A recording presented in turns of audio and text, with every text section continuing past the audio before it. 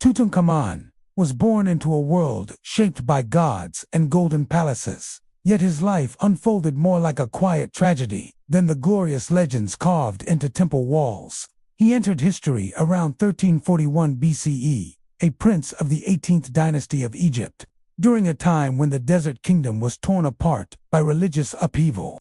His father, Akhenaten, had defied centuries of tradition, closing the temples of the old gods and forcing the land to worship only Aten, the solar disk. Priests lost power, people struggled with fear and uncertainty, and the empire weakened while enemies watched closely.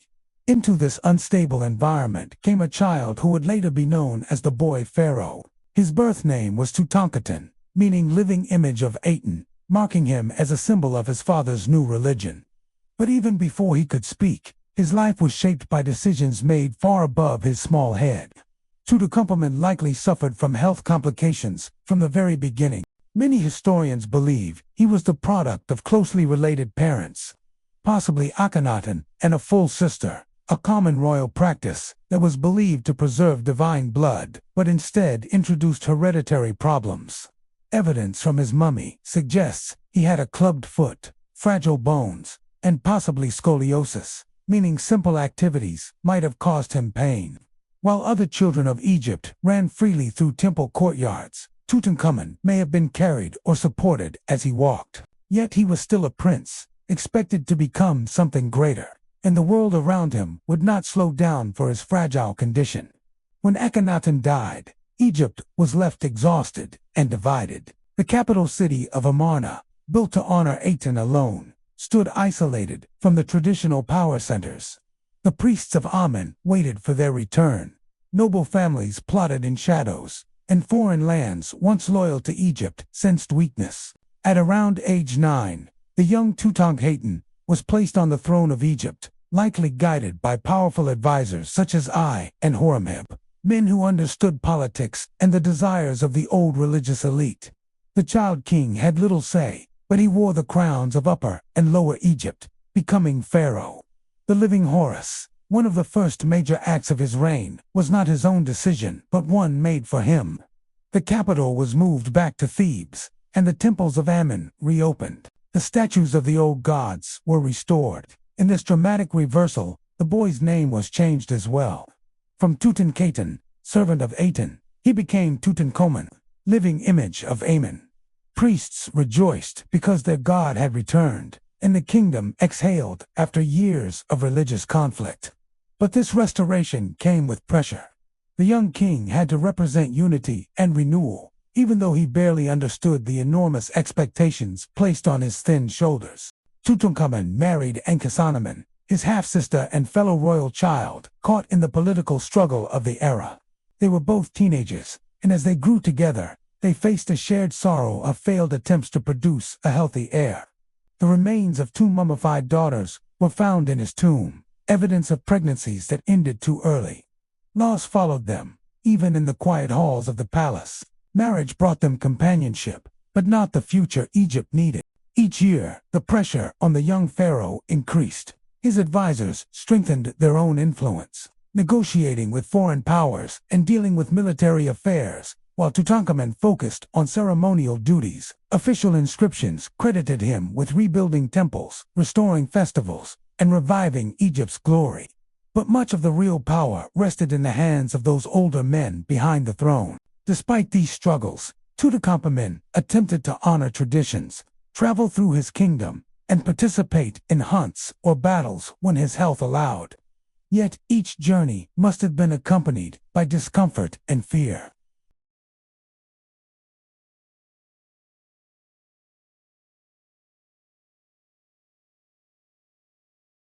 Still, in the eyes of his people, he was the young embodiment of divine kingship, wearing the blue crown of war and the golden crown of the gods, even when pain hid behind his royal posture. As he approached adulthood, around the age of 18 or 19, Tutankhamun's brief rule came to an unexpected end. Something happened then: accident, an illness, or both. The mummy reveals a broken leg, possibly from a fall, which may have become infected, a deadly threat in a time without advanced medicine.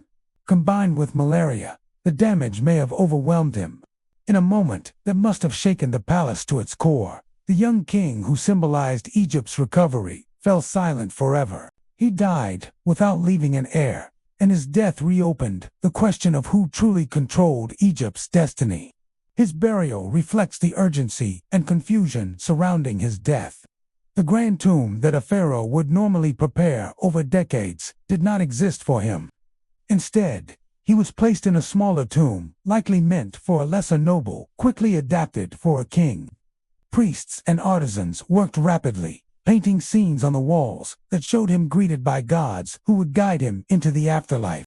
His coffins and funerary mask were made of gold, displaying his idealized, peaceful face, a stark contrast to the suffering he likely endured in life. Countless treasures were packed around him, weapons he may never have used, chariots perhaps too difficult for him to ride, jewelry and statues meant to provide comfort and power in the world beyond death.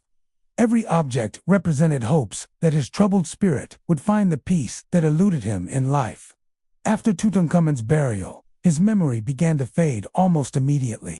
Horemheb eventually became pharaoh, and he sought to erase the entire Amarna period, including Akhenaten and Tutankhamun, from official history.